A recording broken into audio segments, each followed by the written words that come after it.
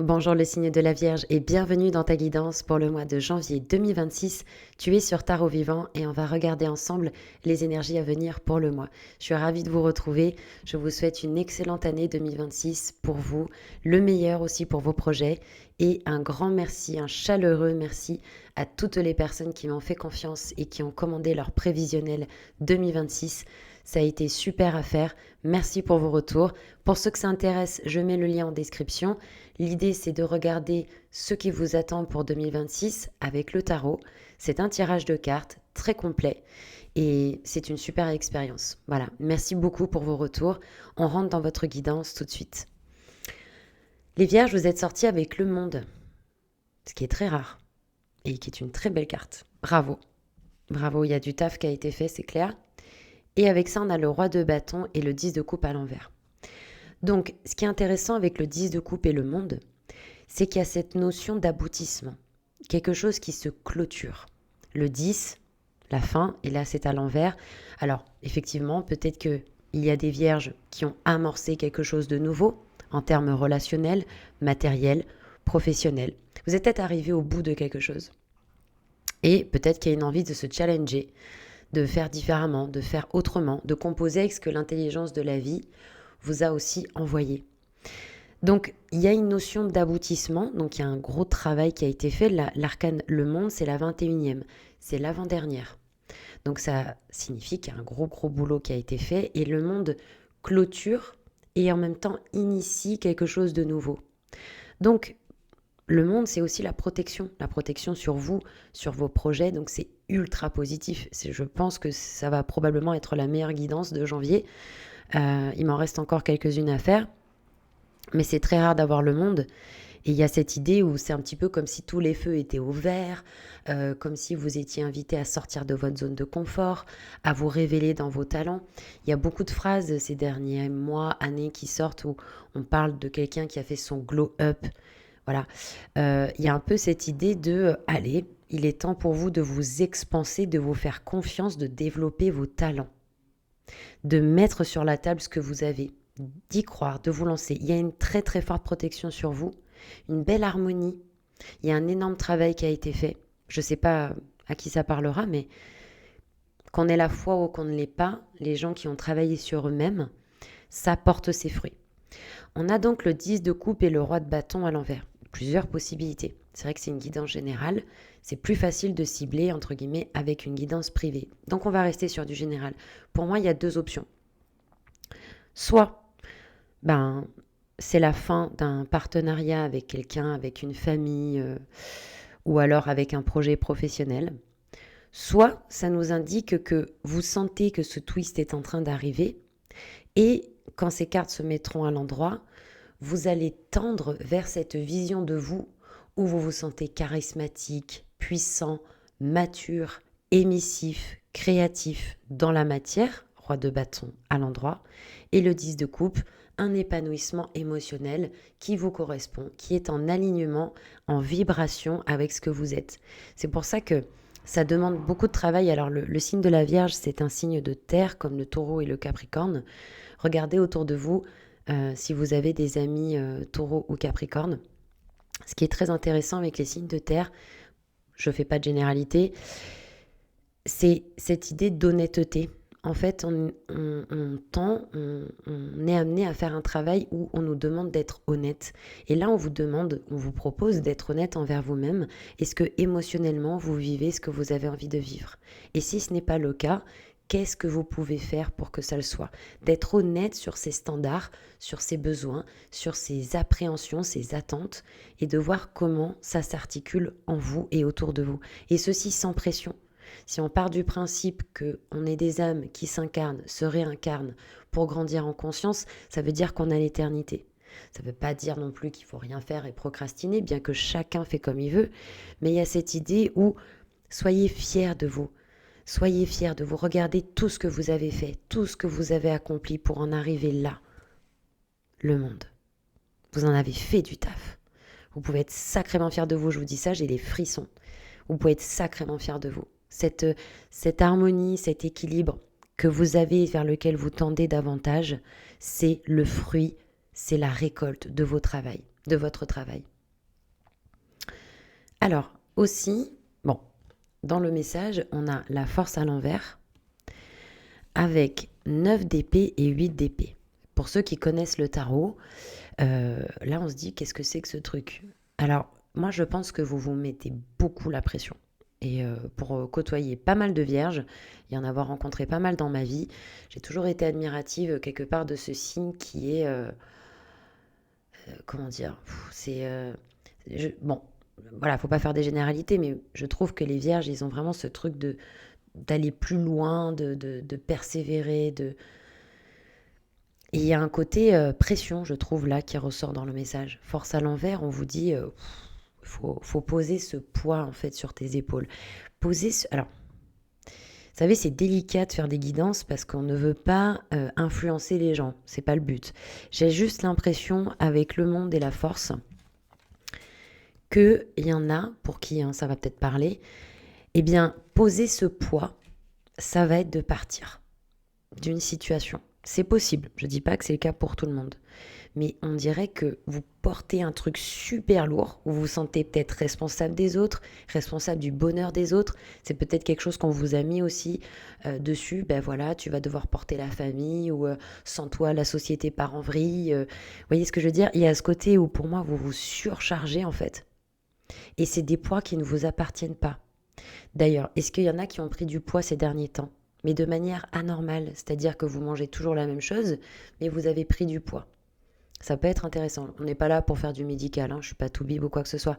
Mais il peut y avoir une corrélation intéressante entre le fait que, est-ce que vous portez physiquement ou symboliquement des choses qui vous pèsent et qui finalement vous desservent? En tout cas, ça vous dessert parce que ça vous fait perdre votre ancrage. La force, comme le battleur, ce sont des cartes d'ancrage. Ou symboliquement, on parle d'une croix. Ancrée, connectée au ciel, mais dans la matière, dans la terre. C'est l'équilibre, en fait. À l'envers, il y a un déséquilibre. On perd son centrage. Donc, il y a des moments où on pète des câbles. Il y en a certains, ça peut même aller jusqu'à de la violence. C'est possible. On est sur l'arcane de la force. Je ne sais pas comment éliminer ce stress, cette pression ou ce colère, donc j'explose. Bon, parce que je pense que ça bloque effectivement au niveau de votre énergie vitale, donc attention, et on y reviendra parce que vous avez l'étoile en potentialité du mois. Donc il y a un problème avec l'énergie vitale. Qu'est-ce que vous faites pour vous faire du bien? Qu'est-ce que vous faites pour vous accompagner? Et là, je parle de pratiques au quotidien qui prennent peut-être quelques secondes ou quelques minutes. Par exemple, un bain de pied, est-ce que vous buvez des tisanes? Est-ce que vous marchez dans la nature? Est-ce que vous chantez? Est-ce que vous vous défoulez physiquement?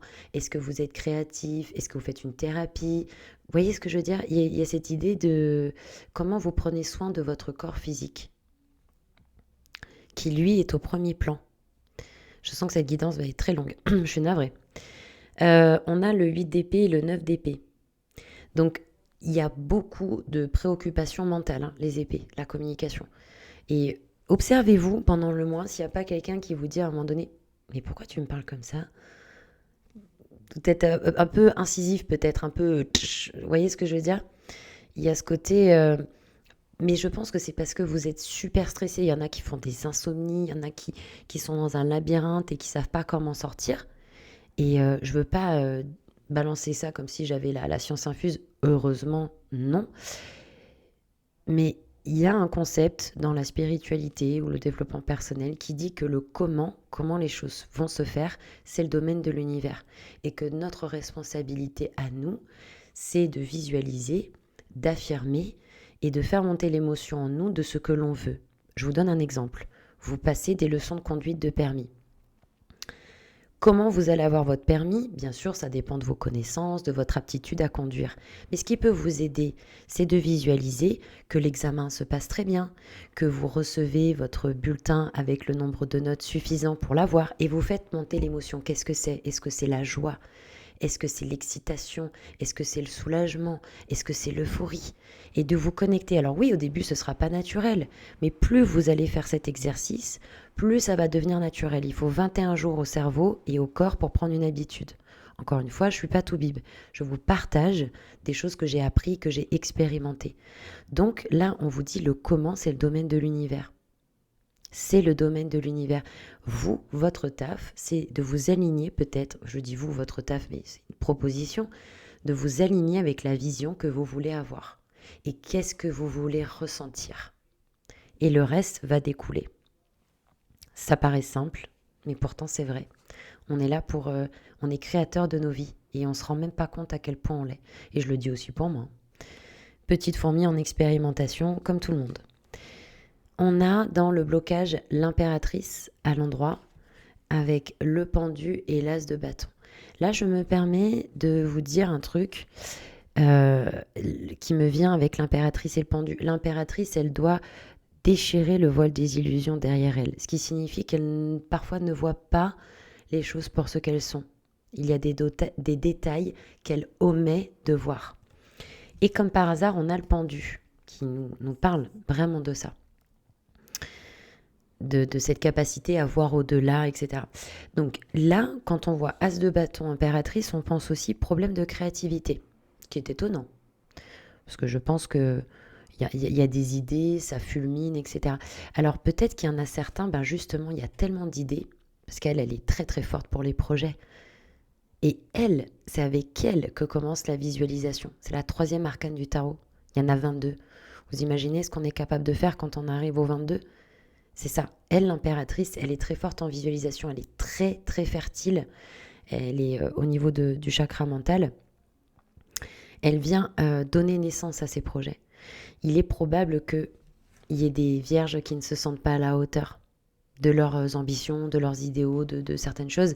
Et donc ça coince. On a du mal à connecter avec sa souveraineté, avec sa confiance en soi, avec son côté créatif. Mais qu'est-ce qu'on va penser ? Est-ce que je suis à la hauteur ? Est-ce que je vais y arriver ? Pourtant, vous en avez des idées. Et puis, blocage, pendu, ça peut être aussi que... Alors, il n'y a pas d'ermite dans votre tirage, mais il y a des vierges qui peut-être ont l'impression que c'est trop long, ou alors qui n'acceptent pas ce qui est en train de se passer. Parce qu'avec le pendu à l'envers, il y a un côté rebelle très très fort. Non mais je suis absolument pas d'accord avec ce qui est en train de se passer, je n'accepte pas les situations. Le problème, c'est que tout ce sur quoi je résiste persiste. Et que pour transformer une situation, je dois d'abord l'accepter. Ça aussi, c'est un précepte en tarot. L'arcane 12, acceptation des situations comme elles sont. Et ensuite l'arcane 13, l'arcane sans nom, la transformation, le papillon. Et après 14, la guérison. Et 15, la manifestation dans la matière. Enfin, vous voyez le truc, quoi. Donc, il y a peut-être une situation que vous n'acceptez pas ou avec laquelle vous n'êtes pas d'accord. Peut-être qu'il y a des pardons qui ne sont pas faits. Vous savez, quand on dit de pardonner aux autres, c'est pour sa propre paix avant toute chose. Voilà, il peut y avoir de ça. Peut-être des choses que vous n'avez pas vues, des choses qui prennent trop de temps, une difficulté à... Ah oui, c'est intéressant parce que vous voyez, l'impératrice, c'est l'arcane de la puissance. Ça, on commence à parler de puissance avec l'impératrice. Pendu à l'envers, c'est l'impuissance. Du coup, il peut y avoir, observez-vous, et merci pour vos retours en commentaire, c'est un échange où on s'enrichit les uns les autres de ces partages. Est-ce qu'il n'y a pas un ping-pong entre des moments où vous vous sentez dans la capacité de créer, d'être puissant, de matérialiser, mais ça coince parce que vous l'avez en blocage, et des moments où vous vous sentez complètement impuissant, démuni, mais qu'est-ce que je suis censée faire ? Dites-moi si ça vous parle. On a l'as de bâton en blocage. Donc, il se peut aussi que pour certains vierges, parce que j'y ai pensé tout à l'heure quand je vous disais l'intelligence de la vie a fait que peut-être certains doivent partir ou s'adapter à leur nouvel environnement, etc. Peut-être qu'il y en a, c'était pas prévu, c'était inattendu, et ce nouveau départ, c'est pas forcément évident. Peut-être aussi que vous êtes fatigué de l'année 2025 qui s'est écoulée. Pour info, regardez dans votre thème natal, peut-être les positions des planètes en ce moment, ou votre révolution solaire. Ça peut être intéressant de voir s'il n'y a pas un peu plus de fatigue que d'habitude, quand par exemple Mars est en carré. Bon, là je sais que vous allez rien comprendre pour ceux qui ne connaissent pas du tout l'astro, mais ça peut être intéressant de se renseigner, de voir comment on peut s'accompagner tout en douceur. Donc As de bâton, dans le blocage, il peut y avoir par quoi commencer. Surtout si on a plein d'idées en tête et que ça fourmille, quoi. Par quoi commencer ? Voilà, qu'est-ce qui... Dans ce cas-là, peut-être, votre cœur, qu'est-ce qu'il vous dit ? Mais c'est pas cliché, en fait, quand on dit ça, c'est important. Qu'est-ce que le cœur vous dit ? Qu'est-ce que vous avez envie de faire ? Et puis des fois, c'est pas grave que ce soit pas parfait, ça a juste besoin d'être fait. Alors, potentialité du mois, on a l'étoile à l'envers, avec 10 de bâton et as de coupe. Donc, vous n'êtes pas les seuls qui dansent avec des 10. Vous avez quand même déjà 2 10 là qui sont sortis.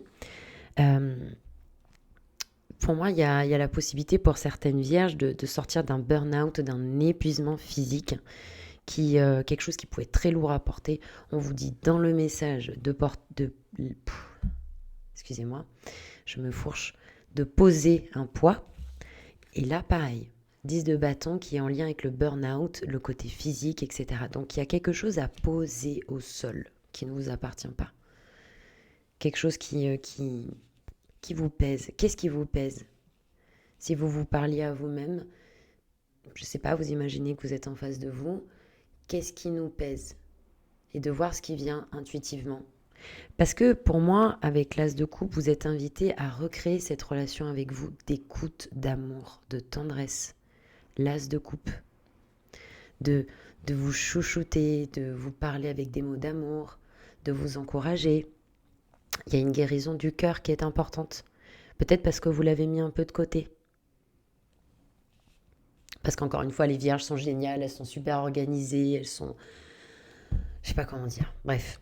Bon, j'adore les vierges, mais je sais aussi qu'elles ont leurs défauts, hein, bien sûr. Hein. On n'est pas là pour favoriser des signes. Mais je pense qu'il y a un côté très mental, en fait, chez la vierge. Enfin, c'est pas je pense, hein, vous êtes relié à Mercure, donc il me semble. Et donc, ça se sent que là, au niveau mental, vous êtes arrivé à un stop. En fait, ça sature. Il y a un problème d'équilibre entre le corps, le mental, l'émotionnel. Et là, vous êtes invité à rééquilibrer. C'est très étonnant qu'il n'y ait pas tempérance. Donc, l'étoile à l'envers en potentialité du mois, c'est...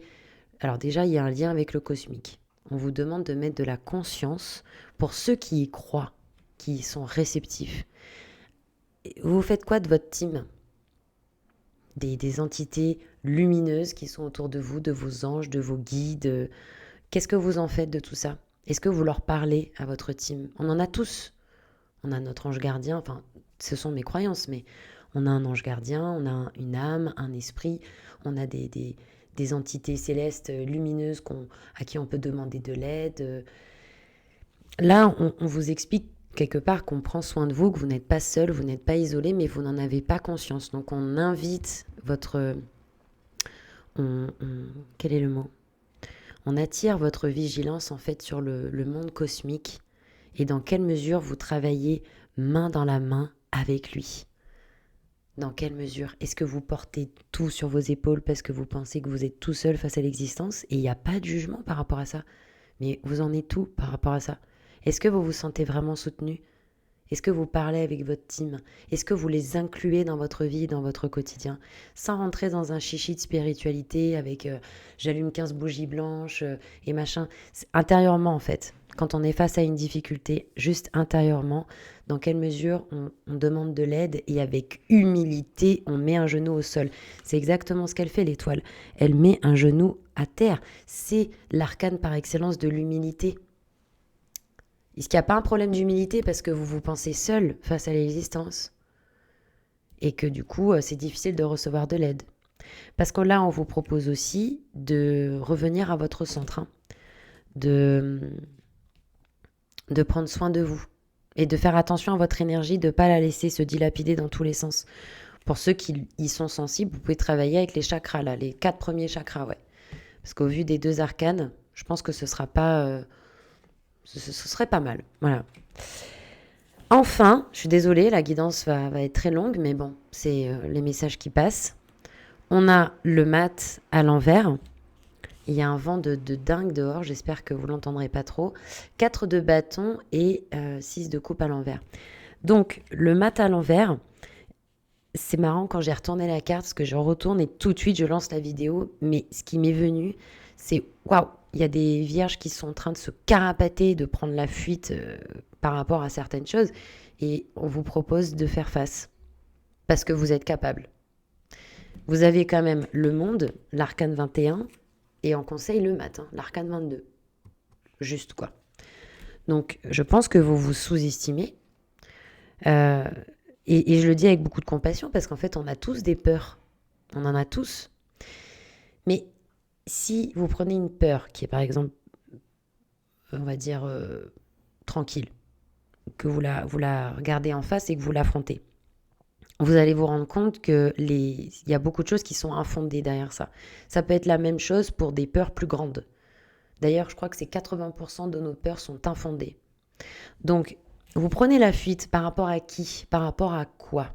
Parce que là, il est à l'envers, hein. Donc, pour moi, on ne vous encourage pas à vous carapater parce que c'est plus simple, parce que vous n'avez pas envie de faire le travail. Je comprends. C'est parfois très dur d'être sur cette terre et de faire tout ce travail qu'on nous demande. Mais d'un autre côté, c'est pour qu'on soit libre de ne plus être touché de la même manière par certaines choses, mais de prendre de la hauteur. Bon, c'est mon point de vue, hein. Ça ne veut pas dire d'être insensible ou quoi que ce soit, mais là, il y a aussi peut-être un problème de foi, quand on parlait du monde invisible. Peut-être du mal à faire confiance, à se déployer. Beaucoup de nostalgie. Et la nostalgie, ça peut être pas mal de temps en temps, mais attention, là, si ça ressort à l'envers dans le conseil, c'est qu'il y en a, ils sont un peu trop dans la nostalgie. Et quand j'entends dit trop, ça veut dire, est-ce que ça vous fait du bien, en fait? Est-ce que réellement, de vous ressasser certains souvenirs, ça vous fait du bien? On peut se ressasser des souvenirs, etc. Mais est-ce que vraiment ça vous fait du bien? Est-ce que vous êtes sûr que émotionnellement, ça vous fait du bien, ça vous nourrit? Je ne sais pas si vous voyez ce que je veux dire. En tous les cas, on a le 4 de bâton en conseil. Donc ça veut dire que vous allez y arriver, que les fondations sur lesquelles vous travaillez vont finir par se solidifier. Mais ça dépend de vous, effectivement. Ça dépend de vous, de votre envie de faire les choses. Mais on vous dit en tout cas que si vous le souhaitez, vous pouvez consolider vos acquis. Comment on pourrait dire ça? Le 4 de bâton, c'est la maison, c'est la stabilité, c'est le socle. Donc le 4 de bâton, c'est la réussite. Je pense que s'il y a un équilibre dans ce qu'on a évoqué sur le plan émotionnel, mental et physique, ce sera peut-être plus facile pour vous aussi de tendre vers ces réalisations et ces objectifs. Parce que si vous tirez sur la corde, que ce soit physique ou mental, à un moment donné, ça peut lâcher en fait. Il faut trouver un juste équilibre. C'est plus facile à dire qu'à faire. Mais ce 4 de bâton, 22-22, ça peut vous permettre d'aller dans une direction avec des ancrages et des fondations stables et solides. Je pense que j'ai fait le tour. Mais c'était très intéressant comme guidance. Merci beaucoup de votre écoute. Je vous souhaite un excellent mois de janvier. On se retrouve début février. Prenez soin de vous.